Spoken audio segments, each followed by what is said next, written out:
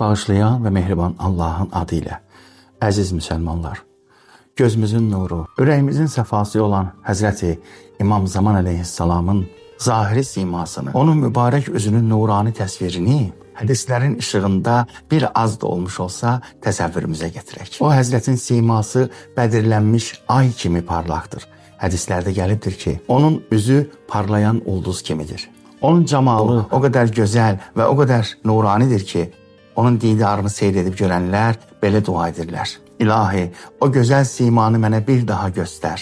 İmam Zaman orta boyludan bir qədər uca, lakin tam qamətli bir cavandır. Çiyinləri enli, qolları qüvvətli, biləkləri pəhləvan bədənlilər kimi möhkəmdir. Alnı açıq və genişdir. Qaşları hilal kimi bir-birinə yaxın, lakin tam bitişik deyil. Gözləri isə iri, qara, sürməli, baxışları, ürəkləri oxşayan bir məhəbbətlə doludur. Burnu uzun və nazikdir. Dişləri incidən daha parlaq, mirvari kimi sıralanmış. Gülümsədikdə ətrafa işıq saçar. Üzü ağdı olsa azca qırmızılıqla qarışıqdır. Belə ki, bu rəng gözəlliyin ən gözəl formasıdır. İmamın ən bariz nişanələrindən biri onun sağ üzündə olan xalıdır.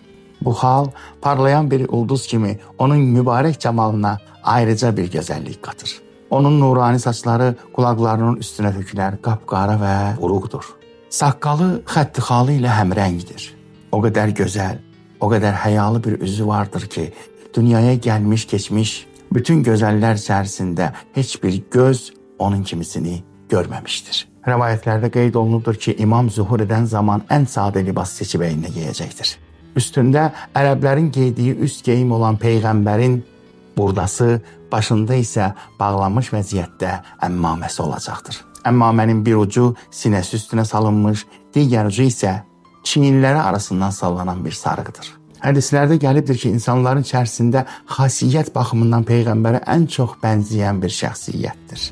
İmamın həlimliyi dənizlər qədər genişdir. Heç kəs onun qədər həlimli, səbirli, dözümlü və bağışlayan ola bilməz. Bu həlimlilik zəiflik deyil, ilahi bir mərhəmətin təcəllasıdır. Haqqın qarşısında isə o, dağlar qədər mətanətlidir.